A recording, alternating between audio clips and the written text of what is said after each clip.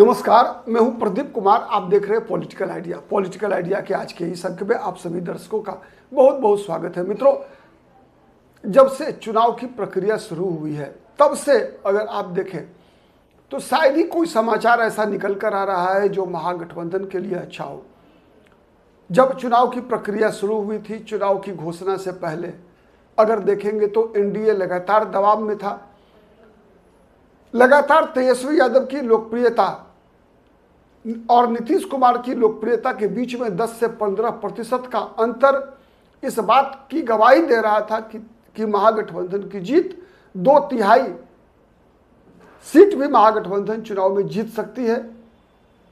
लेकिन अगर आप देखें विगत एक सप्ताह के अंदर की अगर राजनीतिक परिस्थितियां को, तो लगातार महागठबंधन पिछड़ता जा रहा है। आज एक बुरा समाचार निकल कर आया महागठबंधन के लिए सासाराम से।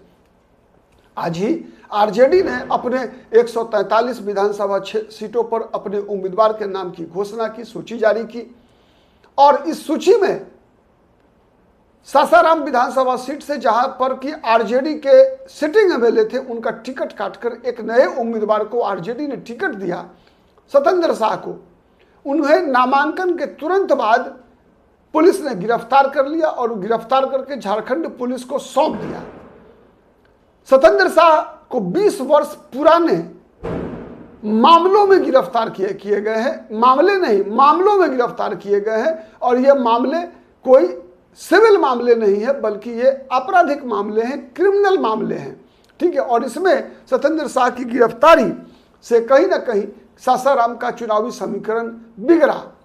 सासाराम वो विधानसभा सीट है जहां पर कि इस बार उपेंद्र कुशवाहा, जो राष्ट्रीय लोक मोर्चा के अध्यक्ष हैं, उनकी पत्नी स्नेहलता कुशवाहा सासाराम से चुनाव लड़ रही हैं। पिछली बार वहां जदयू के उम्मीदवार लड़े थे चुनाव, अशोक सिंह। तो उपेंद्र कुशवाहा की पत्नी स्नेहलता कुशवाहा लड़ रही है वहां से चुनाव। प्रतिष्ठा का सीट है एनडीए के लिए भी, और अगर महागठबंधन अगर के लिए भी प्रतिष्ठा की सीट, इसलिए कि महागठबंधन में आरजेडी की वो सिटिंग सीट है। सासाराम एक ऐसा जिला जहां पर पिछली बार एनडीए को एक भी सीट नहीं मिली थी, एक भी सीट नहीं, केवल एक सीट महागठबंधन हारी थी। वो सीट थी चैनपुर, जहां से बसपा के उम्मीदवार जीते थे। एनडीए को एक भी सीट नहीं मिली थी कैमूर रोहतास में, और वहां पर इस प्रकार का घटना।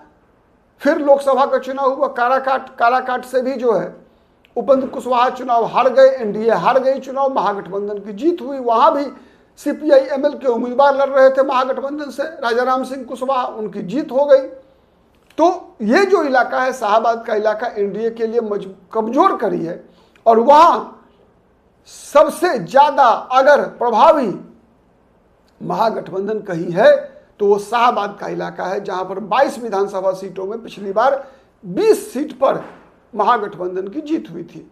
मात्र 2 सीट एनडीए जीत पाई थी।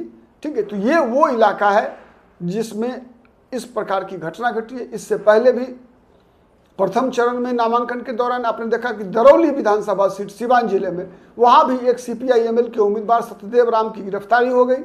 तो इस प्रकार से महागठबंधन के उम्मीदवारों में दूसरे उम्मीदवार हैं जिनकी गिरफ्तारी हुई है।